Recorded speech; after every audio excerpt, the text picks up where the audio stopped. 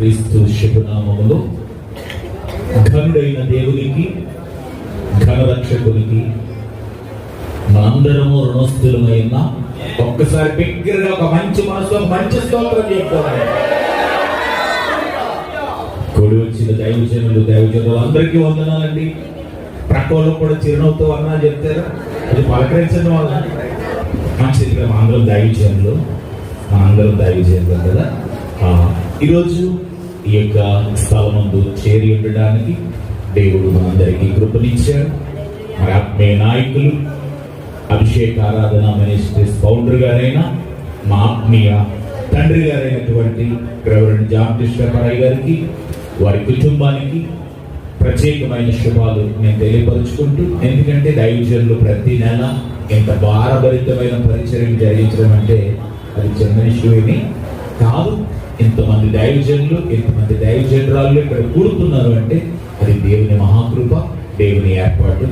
ఇక ఆలస్యం ఏమీ లేకుండా దేవుని వాక్యాన్ని మనతో మాట్లాడడానికి మన మధ్యలో మరి ఒక అద్భుతమైనటువంటి నాయకులుగా, దేవుని కొరకు ఒక బలమైన సాధనంగా వాడబడుతున్నటువంటి బాబు గారు మన మధ్యలో ఉన్నారు. వారు మనతో మాట్లాడతారు. ఆ తర్వాత ఒక అమూల్యమైన వాక్యాన్ని కూడా మనం వినబోతూ ఉన్నాం. వారు వచ్చినట్టుగా చెప్పడం కూడా వారికి సమయాన్ని తెలుస్తుంది.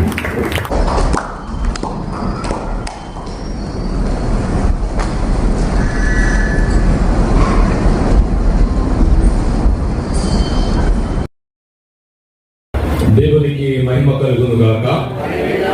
ప్రియ దైవజనులందరికీ అల్పుడనైన నేను జ్ఞానులైన వారి ఎదుట అల్పుడనైన నిలబెట్టి కొన్ని మాటలను వినిపించడానికి దేవుడు నాకు ఇచ్చిన ఈ అవకాశానికే మరొకసారి కృతజ్ఞతాస్తుతులు చెల్లిస్తూ వచ్చిన మీ అందరికీ యేసు వారి పేరిట శుభాభివందనాలు తెలియజేస్తున్నాను ప్రేమపూర్వకంగా.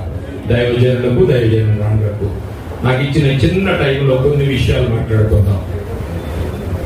గతంలో మనం చెప్పుకున్నాం, ఈ ప్రపంచానికి రాజు అనేవారు ఎవరైనా ఉన్నారా? ప్రపంచానికి లేదు కదా, లేదు. ఎప్పుడు ఉండేవారు? ఎప్పుడో ఉండేవారు. పూర్వం ఎప్పుడు? మొదట బబులోను, మాదియా పార్సిక, పాత నిబంధనలో మాదియా పార్సిక, గ్రీకు, రోమా తర్వాత రాజు ఎవరు ప్రపంచానికి? రోమాతో 4 ప్రపంచాలు. ఒక చిన్న రాయి వచ్చింది, తుత్తి నీరుగా చేసింది, ప్రపంచాన్ని కొట్టేసింది. ఎందుకు ఈ విషయాలంటే దైవజనులు వచ్చి దైవజనులకు వారి యొక్క అనుభవపూర్వకంగా కొన్ని విషయాలు మీరు చెప్తారు. నాకైతే అనుభవాలు లేవు. మీ అందరికంటే సేవలో కానీ మరి ఏ విషయంలో కానీ వయసులో తప్ప అన్నింటిలో చిన్నవాడిని. దేవునికి మహిమ కలుగును కాక.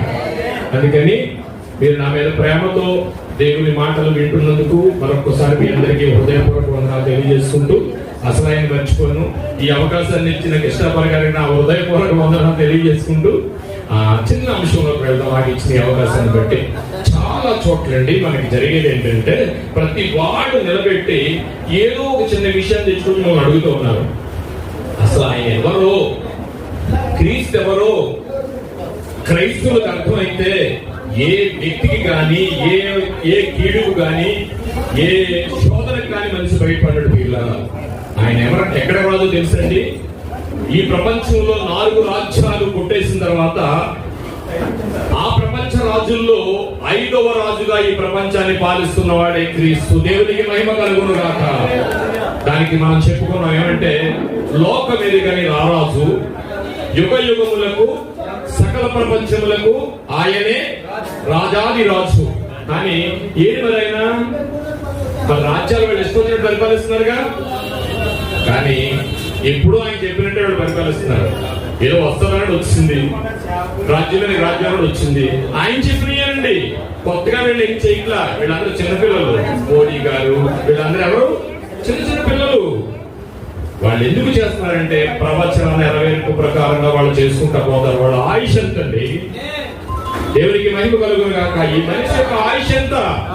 వాడు రాజు గాని, రాజాది రాజు గాని, ఈ సృష్టిని పాలిస్తున్న చక్రవర్తి గాని, వాడు ఆయుష్ ఎంత? కానీ ఈ ప్రపంచాన్ని ఏకఛత్రాదిగా పాలిస్తూ మనందరినీ తీసుకుని మరయుగంలో ప్రవేశపెట్టేవాడెవడు? దేవునికి మహిమ కలుగును గాక.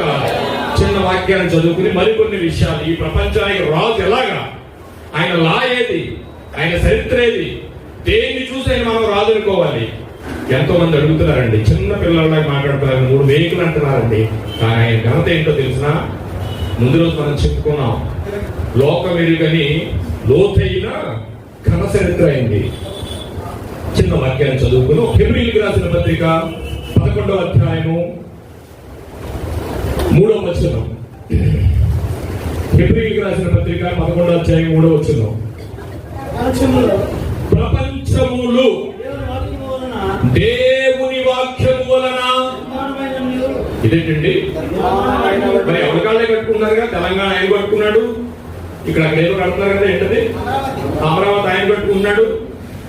మరి వీళ్ళందరూ కట్టుకుంటుంటే ప్రపంచాలు దేవుడిని నిర్మించారంటారండి.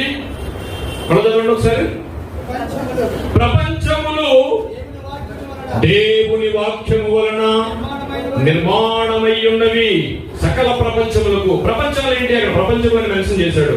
ఎన్ని ప్రపంచాలు ఉన్నాయి మనకి తెలిసింది ఒకటే కదా. మరి ఇక్కడ ప్రపంచములు అన్నాడు. ప్రపంచములు అనగా అకార్డింగ్ బైబిల్ ఈ సృష్టిలో 3 ప్రపంచాలు ఉన్నాయి పిల్లలు. మనం ఒకసారి చెప్పుకున్నాం. నెంబర్ 1 మొదటి ఆకాశం పరలోకం. నెంబర్ 2 రెండవ ఆకాశం భూమి, space, Galaxy, etcetera etcetera etcetera. ఈ ప్రపంచంలో మనకి మనిషి ఊహకరణంతా ఈ స్థితి అంతా కలిపి రెండవ ఆకాశం అకార్డింగ్ టు బైబిల్, అది రెండవ ప్రపంచం. మరి మూడవ ప్రపంచం పాతాళము. పాతాళము పాతాళము ఆ పాతాళంలో మళ్ళీ ఏమున్నాయండి, మన ఎవరు చెప్పారు, 3 స్థలాలు ఉన్నాయి. 3 స్థలాలు. ఒకటి వేదన పొందు స్థలము, రెండవది అపవాదికి తన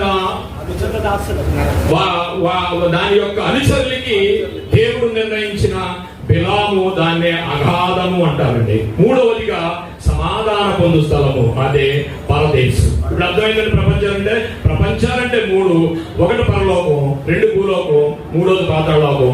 పాతాళలోకం అనగానే నరకం అనుకున్నారు, నరకం కాదండి. దేవునికి మహిమ కలుగును గాక. ఆ నరకంలో, ఆ పాతాళం అనే దాంట్లో 3 ప్రదేశాలు ఉంటాయి. ఈ 3 ప్రదేశాల్లో ఇవన్నీ కలిపి ప్రపంచములు. ప్రపంచములు ఎవడైనా అమరావతి కట్టుకుంటాడో, ఆ పక్కన ఏదో డ్యామ్ కట్టుకుంటాడో, అక్కడ ఎక్కడో అమెరికాలో కూడా ఏదో కట్టుకుంటాడు, కానీ ప్రపంచములను ఎవడు నిర్మాణించలేడండి. ఆ పదాన్ని మళ్ళీ ఒకసారి చదవండి.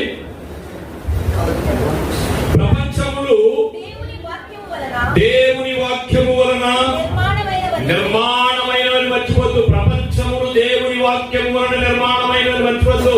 ఆ ప్రపంచములు ఏంటంటే పరలోకము, భూలోకము, పాతాళ లోకము. ఇన్ని లోకాలు కలగజేసి ఈ లోకాలకు రాజు ఆయన. భారతదేశానికి కాదు, అమెరికా కాదు, ఇన్ని ప్రపంచానికి రాజు. అలాంటి రాజుని మనం పూజిస్తున్నాం పిల్లలారా. దేవునికి మహిమ కలుగును గాక.